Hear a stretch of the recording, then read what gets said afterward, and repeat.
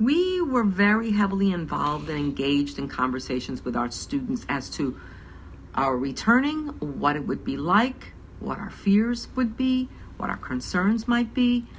December, probably more like January. We actually took the students in small groups back into the building, and we had them take a look from the upper floors and kind of, reminisce what had happened that day and to review what had gone on. This time with counselors, with art therapists, all in preparation for our actual return. And we returned back to our home, back to our school building, February the 1st of 2002. We just wanted to be back where we belonged and be a part of a community that was rebuilding, not only physically, but emotionally. And we felt that in order for us to really continue our journey of healing, and there was a big need for that, we needed to go back.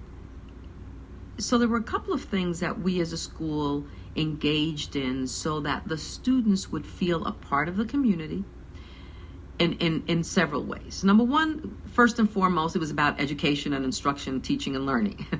We're going back to math, social studies, and science in your school building. And they were very excited to do that. The other thing that became very critical, and of course it was kind of easy because the name of our school was Leadership and Public Service. So one of the things, the values that we just attempted in every way to instill in every child, inculcate, was that of leadership. And leadership, it's something that you just take on. You make something happen. What would make it a little bit better? What role would you like to play? And those were the questions that we were always asking the students. And then, of course, public service, which meant, we have to do something for ourselves and for our fellow man. And so what do we do to make our community better? One of the things we started in our school was our knitting club. The project became, you want to knit? The first 3 things that you knit, you're going to give away. They learned how to make little sweaters. They made blankets. And then we put them together, and we adopted a homeless shelter and also a battered women's shelter. Planting became the thing that perhaps was, I'm going to say, one of the best therapeutic ingredients to help our own healing. We wanted to give back to Battery Park. Battery Park was the place where we ran to for safety on that morning of September 11th. And we so understood the power and the beauty of green open space.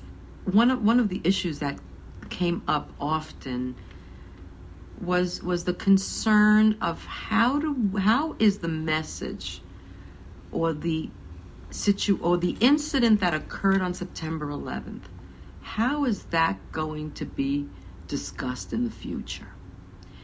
And I was always concerned, what is the message that we're going to carry? Because there was a lot of negativity associated with what happened on September 11th. I would say to the students, you know what? You are a history maker. You are making history just as it's happening. And people will want to touch you and talk to you about this for the rest of your life. As soon as people know that you were down there on September 11th, that you were in a building that evacuated on 9/11, that you saw what you saw from the windows, people are going to want to ask you how you felt, what happened, etc., etc. So again, I wanted it to have a very positive spin. How do you put a positive spin on something so ugly? Clearly, it's about humanity. It's about people to people. Ada Dolch's tribute to her sister Wendy, who died on 9/11. The initial question was, what would be the legacy to your sister Wendy? And I wouldn't know of anything else other than education. I'm an educator, and that's all I've done my entire life. I said, imagine if we built a school in Afghanistan. And in 2005, I had the joy of traveling to Afghanistan, where the city of Herat, where we were able to actually cut the ribbon. And all we ever wanted, we said, was for boys and girls to be able to attend the school. And sure enough, boys attend school in the morning, girls attend school in the afternoon. And education would have to be the answer.